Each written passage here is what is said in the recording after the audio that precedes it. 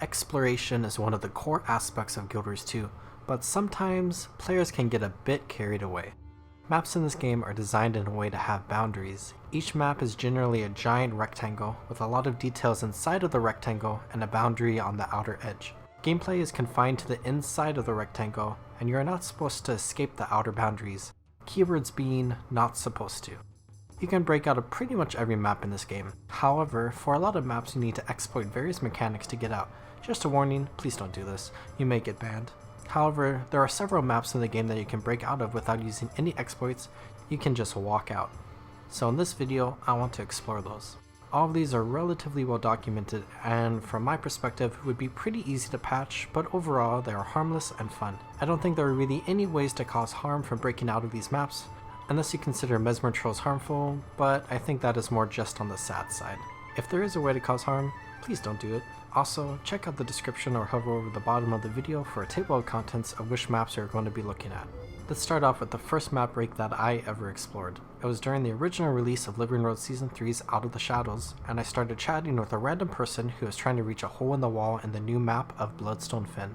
You can see it from the ground, but there was no easy way to get up there back in the day. However, Bloodstone Fen is incredibly vertical, and this hole was pretty far down. After practicing, failing, and trying again, we were able to glide into the hole. Nowadays, you can just use a Springer and Sky Scale to get up there, and when you do get up there, it is beautiful.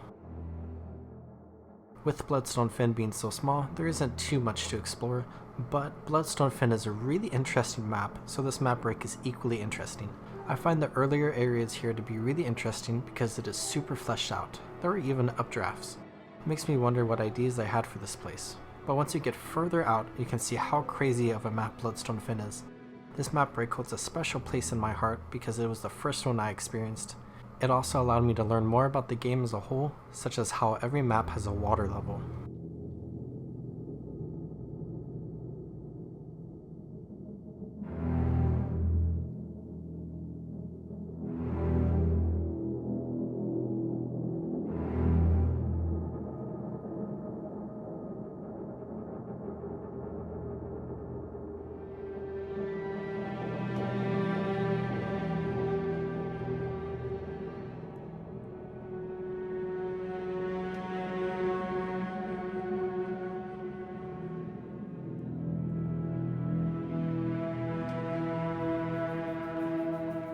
With the Heart of Thorns expansion, let's look at my favorite map break in the game.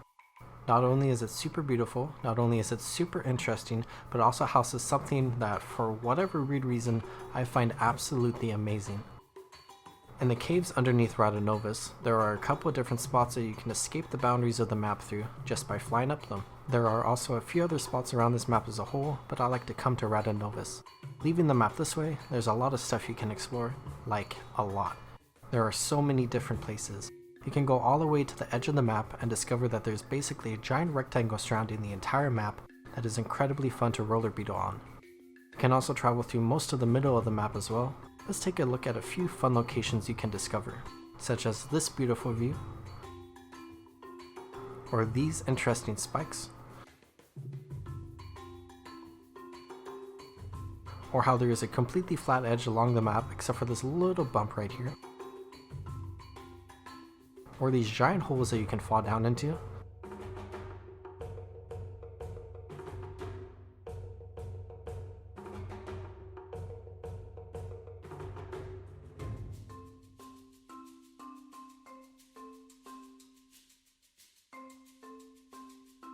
or this giant hole right here that is similar to the others but much bigger and features two interesting things. The first is this piece of Assuran architecture right here, and the second is what I was talking about earlier. For some reason, I just find this super cool. In the middle of nowhere, outside of Tangled Depths, in this giant hole, there is a flame turret, just blasting away. And yes, it can damage you, and yes, you can damage it as well. However, you can't kill it. Once it reaches 0 health, its health bar goes away. I don't know why, but this is one of my favorite things in this video. Now lastly, let's reach the water level. If you work your way all the way around to the western side of the map, you can fall down into these holes here and reach the water level of the map.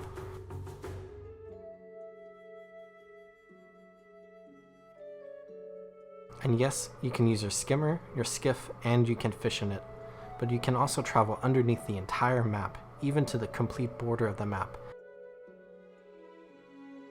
In a lot of maps, you will die if you are too far below the map and go too far out, but not in this one. You can travel all around down here, even reaching the leyline confluence on your skiff. Yes, you can see people skiff through the ground here.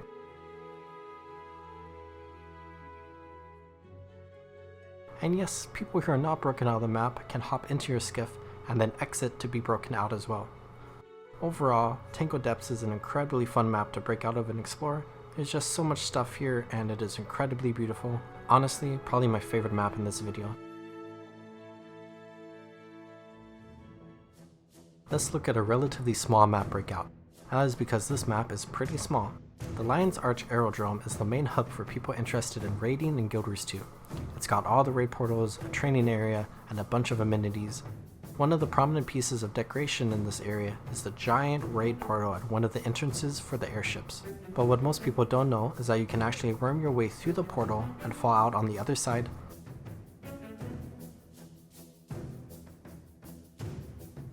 and promptly die. This area is cool because the Aerodrome is technically part of Lion's Arch lore-wise, but it is a completely distinct map. By escaping the high walls of the Aerodrome, you can find an empty void. Kind of just a cool void, but definitely a lot of nothingness.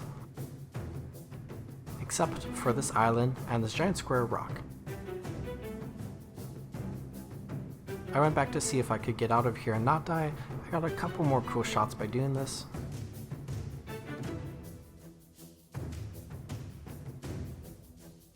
But promptly died again after going too far out. Speaking of smaller map breakouts, let's go to the Shadow of the Mad King Festival and take a look at the Mad King's Clock Tower. This is a fun event and this is one of my favorite activities in the event. But this last year, learning about this map breakout made it so much more fun, because in order to break out of this jumping puzzle, you have to do some jumping. And it is a very technical jumping too.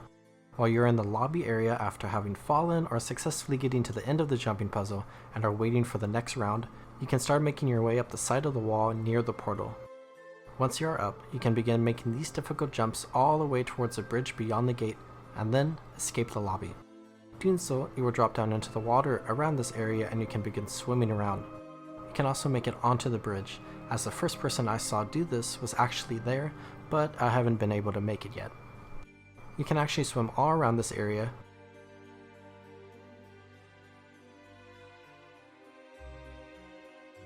and you can get pretty far out.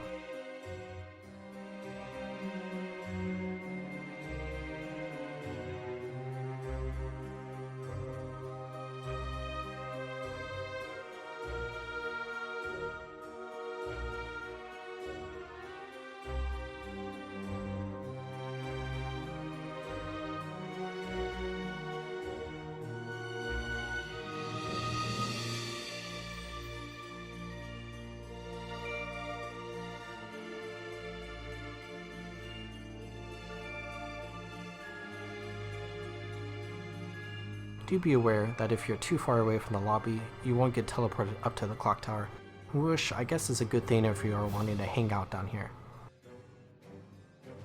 Lastly, let's head to the Silverwastes, the second map from Living World Season 2.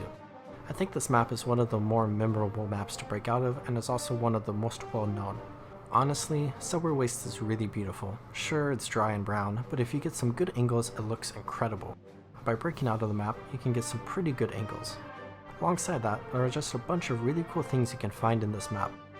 The most prominent one, in my opinion at least, is how you can break out into the Sealed Cavern, which is the location you go to at the end of Living World Season 2's story. Normally, you are unable to access it outside of the story. You can even go backwards down the tunnel you run through to get into this area in the story, and it even gets dark. You can make it all the way to the entrance of the cavern, which is normally blocked off. Breaking out of the Silverwastes is fun because, similar to Tangled Depths, there's a lot going on. Let's take a look at a few of the sights we can see here, such as this beautiful golden area.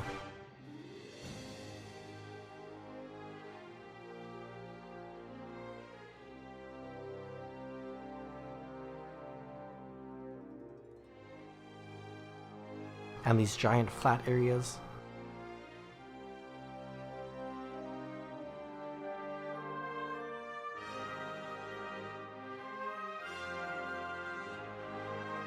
and the airships.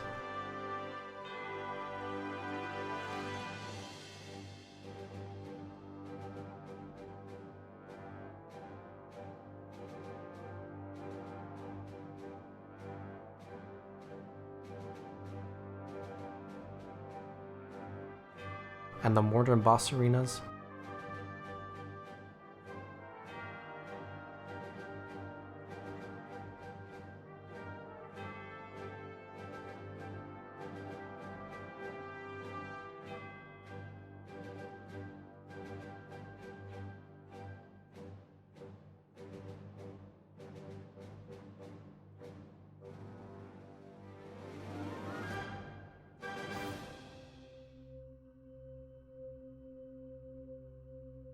And more.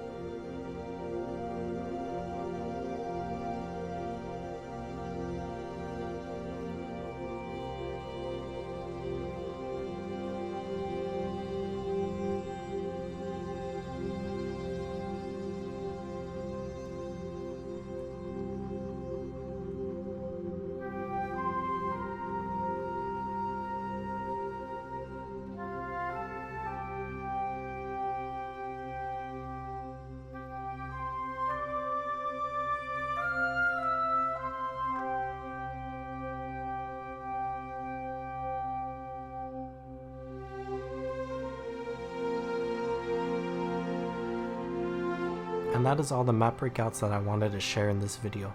I hope you enjoyed this video. I always enjoyed running through these areas, and I find breaking out of areas to be quite fun. I remember back before the Cataclysm expansion of World of Warcraft, I would break out of Azeroth and explore the water as well as some of the hidden secrets around the world.